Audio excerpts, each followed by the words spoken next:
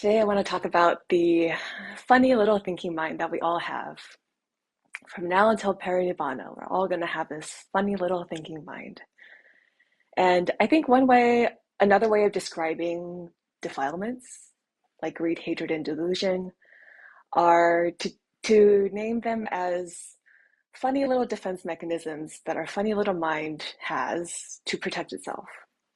And another way of describing Nibbana is having a completely undefended, unguarded heart. And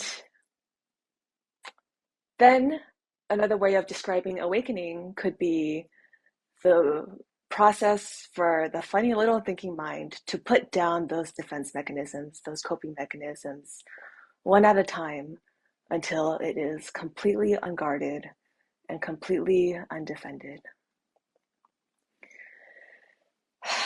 Which is easier said than done, isn't it? And last time I gave a talk, I was describing this process, this way of approaching that thinking mind, in which I can stand in the pure consciousness, in witness perspective, the observer mind. And when I do, then when I gaze upon that funny little thinking mind, it is only with wisdom and compassion. And it is with the energy of a really wise, compassionate, loving parent that I can ask that funny little thinking mind, what do you need right now? And because I am both the witness and the funny mind at the same time, uh, the funny little thinking mind can whine, it can complain, but it cannot lie to me, and it will tell me what it needs. And so by having and developing this relationship where I can stand in the witness perspective and really just with complete wisdom, complete compassion, complete loving kindness, address and take care of this funny little thinking mind, then more and more and more as I practice, that mind can put down its defenses one at a time. So here are some examples. So, as I said, another way of describing the kilesas is that it's these protective mechanisms, right? So as I became more and more skillful at protecting that little thinking mind with wisdom and compassion, and by that I mean protecting it without hurting myself and protecting it without hurting anybody else, then I could really feel that little thinking mind putting down some really long ingrained, lifelong kilesas, and just learning to trust that with wisdom and compassion, it's being taken care of by myself. So here's an example. When we went to Wat Sattawee, Ajahn Gunha was on a coffee enema kick and was very excited about having the nuns and 5 lay men and 5 lay women shoot coffee up their butts.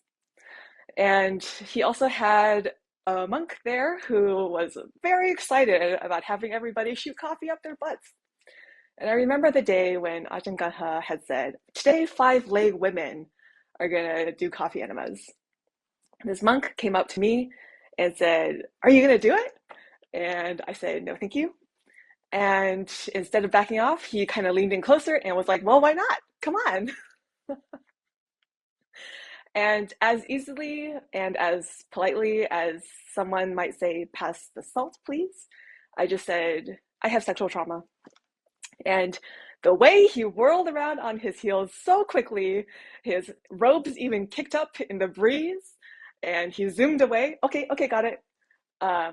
I could feel my little thinking mind rejoice, like really just, oh my gosh, you really took care of me. Like from wisdom and compassion, I really took care of that little thinking mind. And I felt this celebration and this huge relief of like, oh my gosh, you took care of me in a way that did not hurt myself, did not hurt anybody else. You just said what needed to be said, asserted a boundary, people respected it, and we're not in danger anymore. There's no one trying to get us to shoot coffee up our butts anymore. And that day I really felt a relaxing in my little thinking mind and a relaxing in my kilesas. So as we develop trust with ourselves, protect ourselves more and more, and learn how to protect our boundaries in a way that doesn't hurt ourselves and doesn't hurt other people, then that mind can just keep relaxing and relaxing. Those kilesas can be put down more and more, and we advance steadily and steadily toward Nibbana. So that's one example, protecting ourselves. And I think another really important example in how we can have that thinking mind relax more and more is by practicing sila, ethical conduct.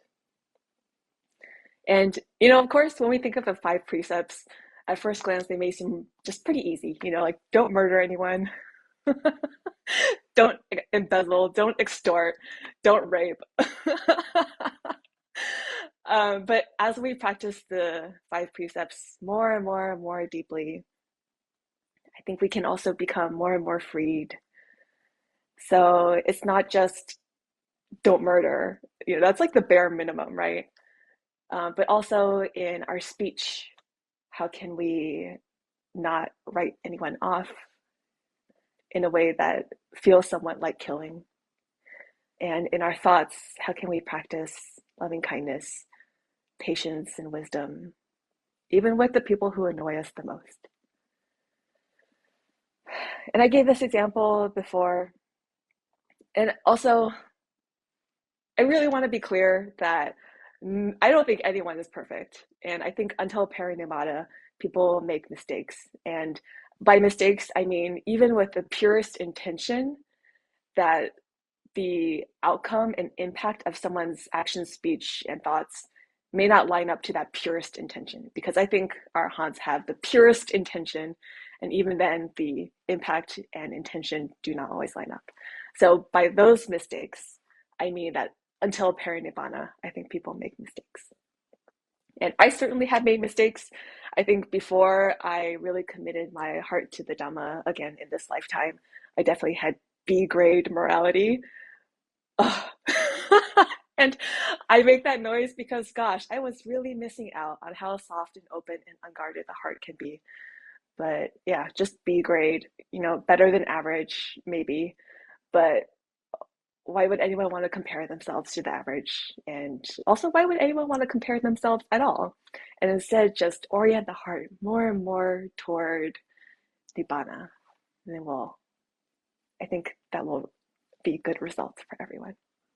But I'm about to tell a story where I had really A plus sila, and I just want to make it clear to everybody that I make mistakes and I am prepared to express remorse for any of those mistakes. And I think until parinibbana, there will always be times where my impact of my actions do not quite line up with the intentions of them, no matter how pure the intentions were. And I would only be prepared to express remorse when that happens. But anyway, here's an example of a time when I had pretty good sila. So there's the precept of not taking anything unless it's freely given, right? So on the surface, it looks like just don't steal, don't go robbing any banks. And that's pretty easy to do. But in this situation, I was offered a big promotion, a big increase in title and salary. I would just have to take over someone else's job in my company and they would be fired. And it was really presented to me in a way that was like, hey, like, do you want this? And if you do, that person's going to lose their job. And in that conversation, when it was presented to me, I was like, okay, yeah, I would love to do it. But that night, as I was brushing my teeth, as I was looking at myself in the mirror, I just thought, this is freely given by the leadership in my company, but it is not freely given by everybody, which meaning the person whose job I would be taking, I don't think she would be freely giving it to me. And even though like there's nothing illegal about the situation, there's nothing that would be really called stealing or unethical by any means. And I think a lot of people would be highly encouraging of me to say yes, the lean in Sharon Salzberg type. As I was brushing my teeth and looking at myself in the mirror, I really just felt this like little grain of sand in my heart, knowing that this is not freely given by everybody. So I talked to my manager again, and I said, if it's really decided by the leadership on this team that this is the best decision for everybody and it's best thing for the team, then I would happily take it. And if there's any way that everybody who wanted to keep their job could keep their job, then I would also be very, very, very happy. And I didn't get that promotion right away, at least. That person got to keep their job for quite a bit longer. And I got to experience how sweet and how soft and open it could feel to practice those 5 precepts to the very, very best of my ability, to the depth of wisdom and compassion that they could offer. And I think that day I won a lot of trust with my little thinking mind. And then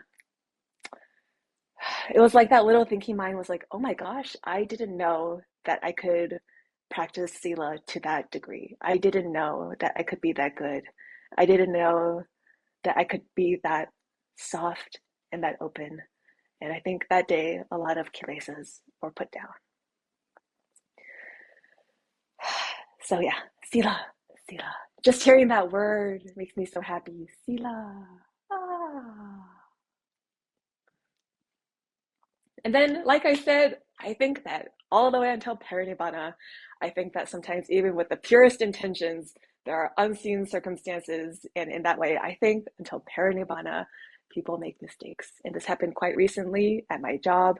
Someone just presented this opportunity to me and was like, hey, why don't I do this little shortcut and something that you prefer is going to happen and there will be no unforeseen circumstances. And I was just going too fast that day. And it seemed like if I just said yes, that everything would be a lot easier. And it seemed like there would be no harmful circumstances. It truly did. So I said, sure, yeah, let's do it. And then later that day, as I was reflecting, I thought, I'm a big proponent and supporter of working smarter and working efficiently. And if there is an easier and more efficient way to do things, I heartily support that. And in this situation, it would have been better to get approval first. And oof, then I had to practice, as I said about making things right again and putting things back in a way that was transparent but by everybody. Then I had to practice a lot of forgiveness because, oh my gosh, my little thinking mind has been heavily conditioned to beat itself up. Okay. And when I look upon like all my childhood and all my early adulthood and my not so early adulthood, I see the ways that this perfectionism really benefited me because boy, could I turn in some excellent quality work.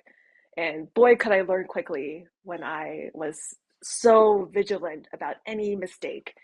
And boy, does it have just some really unpleasant states of mind when I do make a mistake, because this little thinking mind was chattering very loudly about how could I make this mistake? How could I be going so fast? How could I not seek approval first? And then I really had to practice sitting down with that little thinking mind and being so real with it and saying, at the time, did you have any impure intentions? Did you really think this was going to inconvenience anyone, even though it did in the end? And just being nakedly honest with that little thinking mind and with myself. And that little thinking mind that was beating myself up so bad, when it really looked into its own heart, looked into its intentions, it said, Yes, my intentions were not impure. My intentions were pure. I made a mistake. I really didn't think it was going to hurt anybody. I really didn't think it was going to inconvenience anybody. And it was just presented so easily and so readily on this platter to just take this little shortcut. And going too fast, we just said yes. So of course, this is part of a larger conversation where I talk to the little thinking mind, right? And I say, "You're going to put things back, right?" And the little thinking mind is like, "Oh my gosh, of course I will." And of course, talking to the little thinking mind, like, "You learn your lesson, right? You're not going to go so fast next time, right?" And even if someone says there's going to be no unintended circumstances, maybe just think things through a little more next time, okay? And the little thinking mind is like, yeah, I have definitely learned. I have definitely learned this lesson. And then comes the conversation of, okay, now do you forgive yourself if you've really learned the lesson? And then the little thinking mind goes, yes, I've fully learned this lesson. I know it. I can feel it in my bones. I've learned what needs to be learned, and I can move on and forgive myself.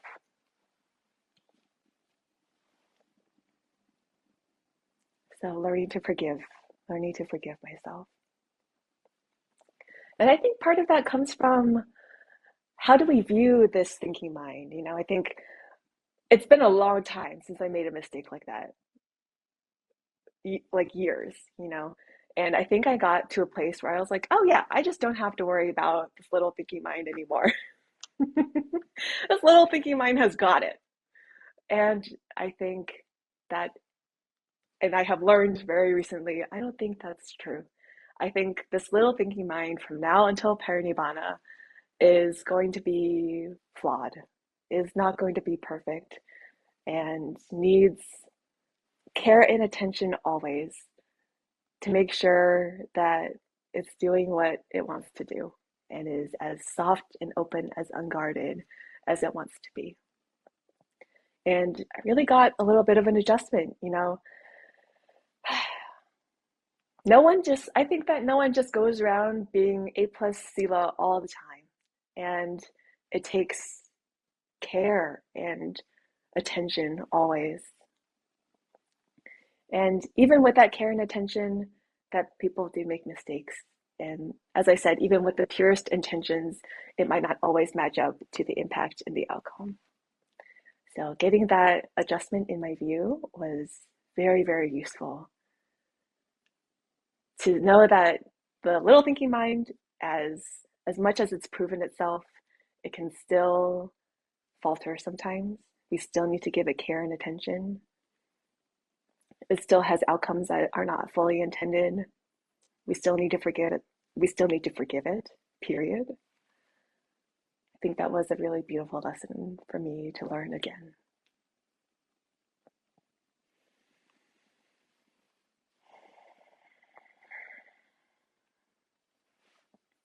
I think it takes a lot of strength to validate our little thinking minds.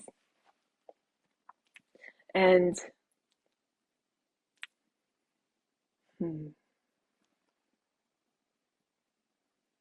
I think it takes a lot of strength and courage, especially for people in a Western or a globalized culture, a lot of strength to look objectively at our thinking minds and say that it is good, that even when it is flawed, and maybe especially when it is flawed, it is also good. And I was talking to one of my friends recently, one of my very good friends, and I can definitely recognize in her, in myself, we share this tendency of like, it's very easy to beat ourselves up and to be super critical of ourselves. And the only reason I recognize it in her is because I have grown up with it so much myself. And I'm sitting across the coffee date and sitting across the table from her, and I'm telling her, like, you're like objectively a good person, right? And it's so hard for her to see that. She can't see that. She can't admit it to herself. And she's telling me, like, if I admit to myself that I'm a good person, then won't I become arrogant? And it really broke my heart because she is so good, and it's evidently so hard for her to see that. And I think maybe I'm playing around with this idea. Maybe the antidote for arrogance is to see the truth of our own goodness and to see the truth of our own flaws at the same time, to have both, to see that goodness with humility and with wisdom and compassion. Because both are true, right? If we only see only see our strengths and none of the weaknesses, then I can see how easily that would veer into arrogance. But if we can see both, then wouldn't that keep us safe from becoming arrogant? If we remain open to all the ways that we can grow and improve. Even the Arhants, like the ones who were born and raised in Thailand, and then when the Westerners came, they had to really adjust how they interacted with the Westerners and adjust their teaching style. They had to learn and grow, like maybe all the way until Parinibbana. I'm pretty confident all the way until Parinibbana. We have to keep learning. We have to keep growing. It's either that or completely isolate ourselves, which I know some arahants choose too. But if we want to keep having good, close, intimate friendships, relationships, if we want to keep evolving with the world and being relevant in the way that we relate to the world, then we'll have to keep learning and growing.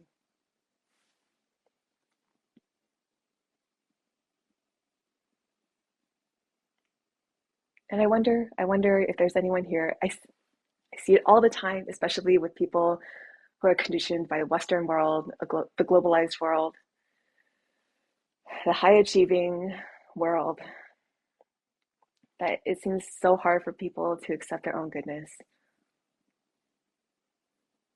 that no amount of praise is enough to fill this void in the heart. Can you see that goodness in yourself?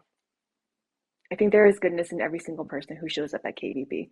And not because KBB is some special club that automatically makes anyone special, but but because Sila is so heavily emphasized here that for anyone to stick around, they must really respond and resonate to those teachings of Sila. And for anyone to really respond and resonate with those teachings of ethical conduct means that they probably do already have a really strong foundation of good, beautiful ethical conduct. They must be interested in growing that foundation more and more and more all the way until Nibbana. And then beyond too, right? As we're talking about, all the way until Parinibbana. Keep developing.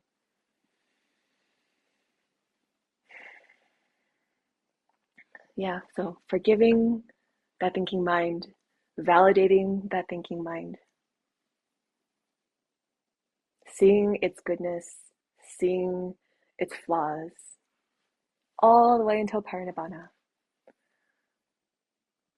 I think when we see the flaws and just accept the flawed nature of a human thinking mind, and even beyond human, even the devas, they have their little egos too. That's why they're devas. I think if we can accept that flawed nature, then when the mistakes do happen, then they are so much easier to forgive, and there is so much less beating up of oneself. And that little thinking mind just knows it doesn't have to grip onto perfection with white knuckles anymore because it is already accepting of its own flawed nature. And when the mistakes do happen, there is just so much more forgiveness and compassion and wisdom.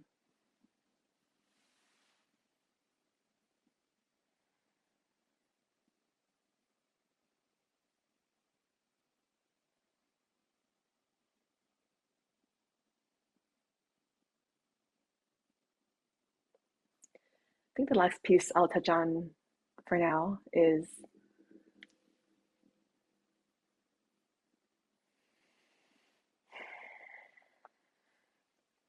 I read a lot of biographies of the Arhants, and I think it's really important, and it was very useful for me to see the way that they practiced and trained toward Nibbana with the context of the way that they were raised and cultured and conditioned in Thailand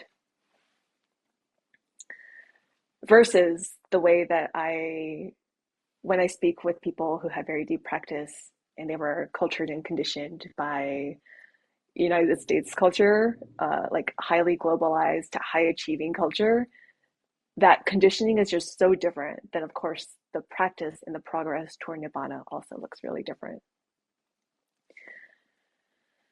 And I'm specifically thinking about the way these two kinds of practitioners with two extremely different cultures practice with pleasure. Because just to make really broad strokes, generalizations of these two cultures, which I know are unfair on an individual level. And of course, there's exceptions in every culture for the individual, but just to make very, very broad strokes. Okay, so then America, United States, highly globalized Western cultures, there's this weird dichotomy with pleasure where it's like the person either completely withholds pleasure or they splurge and just dive headfirst and get lost in pleasure. So, for example, it's like someone who hates their day job every day and just drags themselves through their 9 to 5 every single day, hating their lives. But then for 2 weeks of the year, they go on an all expense paid extravagant vacation and they just live it up every single day on the vacation. And then they go back to their day job and hate it. Versus, in Thailand, it's known as the land of smiles. And I know that things are changing now, that every country around the world is getting more and more globalized. But, you know, historically, it has this reputation of being called a land of smiles.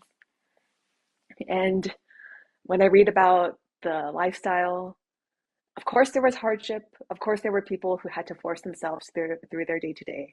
And it was also just very different to plant rice all day with community, knowing that other people would take care of your child if you were not there in that moment, versus the way that people do it now in this highly industrialized, globalized world.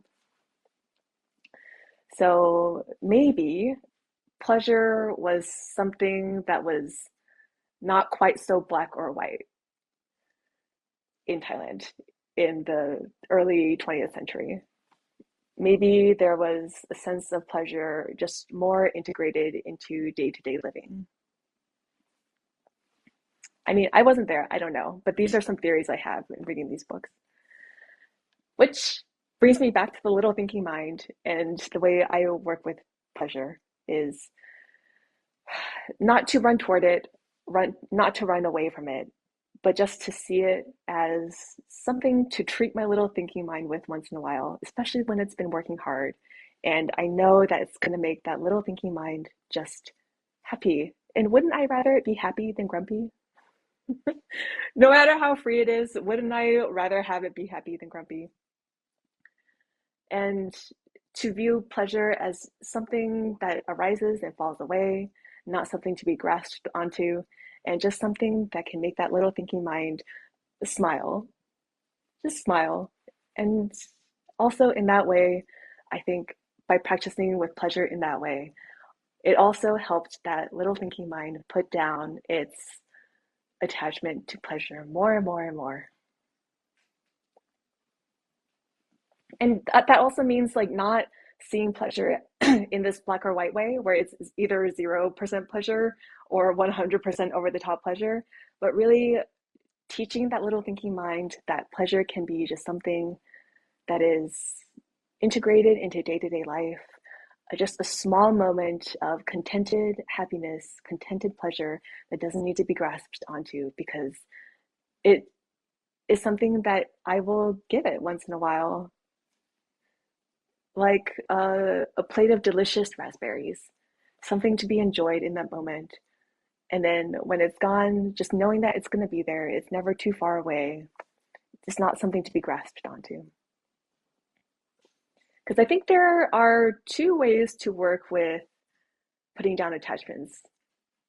And okay, so one is to renounce it completely and just totally separate it from one's life completely. It has to be 0% attachment, like 0% interaction. But the trick with that, though, is you really have to be 0% interested, even in the heart. You can't just say no red raspberries forever and then secretly wish, oh, I wish I could have a delicious, beautiful red raspberry right now, because even that wish would cause some clinging, right? So one is no red raspberries forever. I never want them again. I never wish to have raspberry again, but you really have to mean it. And then the other way is to have a really secure attachment with raspberries and to know, hey, once in a while it's raspberry season. And when it is, when it shows up at the farmer's market or the grocery store, I'm going to treat myself to a box or two. I'm going to treat myself because why not? And I will know that the delicious taste and texture will arise in my mouth and soon it will fall away. And then raspberry season will fall away. And that's okay because next year there will be again and I will treat myself again. And having such a secure attachment also, I think, can cause non clinging. And it's just like, when was the last time you grasped for your hand, right? And I remember Ajahn Sumedho saying this, he held up his hand like this. When was the last time you grasped for your hand? It's just so securely attached to your wrist that you don't have to worry about it. And how lucky I am to have both my hands. So we can also practice in that way with pleasure, loving and letting go of the raspberries, of any pleasure, loving and letting go of our little thinking mind. And that is my reflection for this morning. May we all practice well. And if anybody has anything to say, any stories of your own to add, I would love to hear it. Yes, Catherine.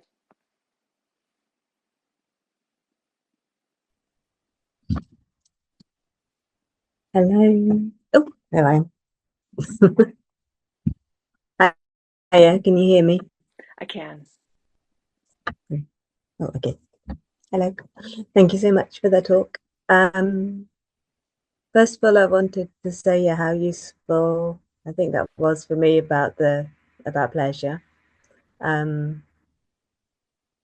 Because I was reflecting not that long ago on how when I first started meditating regularly, I just found more pleasure in things, but it felt kind of different. I remember mostly because I'd started practicing when I was in Spain in the summer and everything was very dry and brown. And then I came back to England and everything was so green and lush.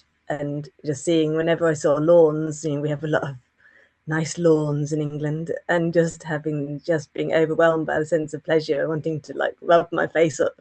Didn't mostly just my own lawn I rubbed my face in. But just taking such pleasure from the greenness and the lushness and the sensory pleasure of things like that,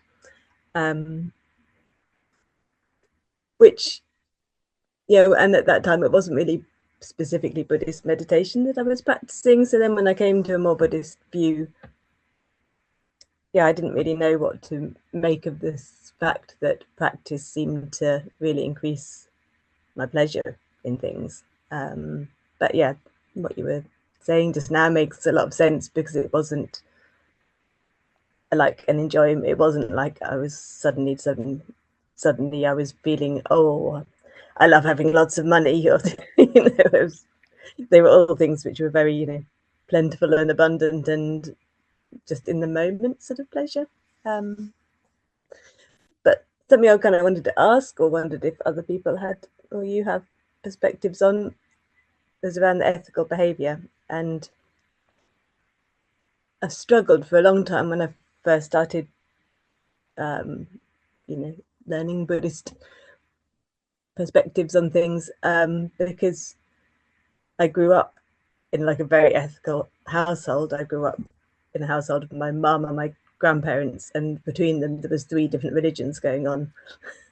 So there was a lot of morality and a lot of strict parenting and a lot of surveillance, because there was 3 adults and 1 child. So I grew up being very ethical, but out of fear, that you have to behave well.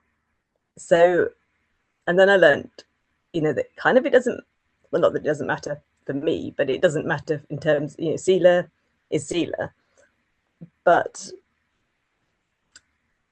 it didn't feel good in that way. It felt the way that I'd been parented. It felt like if I wanted something and it wasn't very ethical, if I could get away with it, I hadn't been taught that you should be ethical for the sake of being ethical. The lesson I'd learned was you should be ethical because you'll be caught out if you're not. And, that was pretty deep trauma. So it wasn't like literally if I could get away with something, it was, maybe in some fantastical world I could get away with not being incredibly moral. And that would be a wonderful thing because it's terrible to live most of your life by a very strict set of rules out of fear.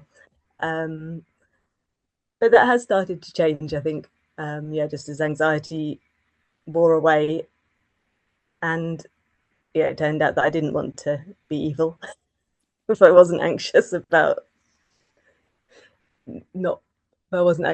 consequences of bad behavior, then just a more pure, well, not pure, I don't know, just a more wholesome sort of ethics came through. I don't know. Yeah. So it was just a thing which I imagine I guess it resonated for me, like what you said about perfectionism. So yeah, I mean, that also for me, but maybe it's similar in the sense that, the stuff we grow up with, the conditions, the causes and conditions, it's like causes and conditions made me ethical, not my choice, not by choice.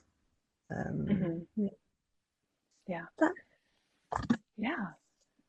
Beautiful. Mm. I mean, it kind of sounded like you had a question at one point, but it also sounded like you kind of worked it out yourself. Would Yeah, you say so? maybe it's Yeah. just, a thing.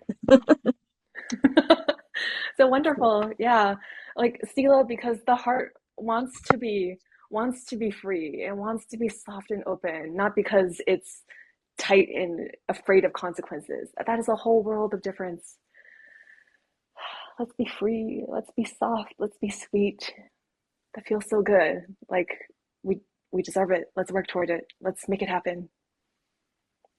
And then one more thing before we move on is I think that it does, and this is not a response to you, Catherine, just a thought that popped up when you were speaking was it does take practice, I think, to hear that. I think goodness speaks at a murmur, quiet murmur, like, hello, I want to be good. And greed, hatred, delusion, even in that meeting where I was just going too fast and it was so easy to just say yes without thinking everything through, like that moves at a clip. It moves at a shout. It speaks at a shout. It is as catchy as your favorite pop song from your coming of age, your teenage years, the song you dance to at homecoming dance. It is that catchy and that loud.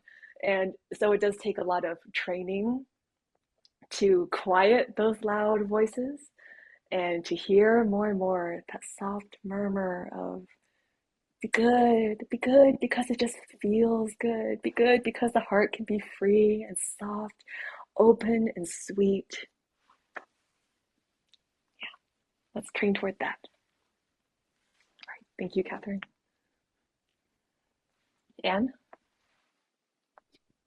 Yes, hi, thank you so much.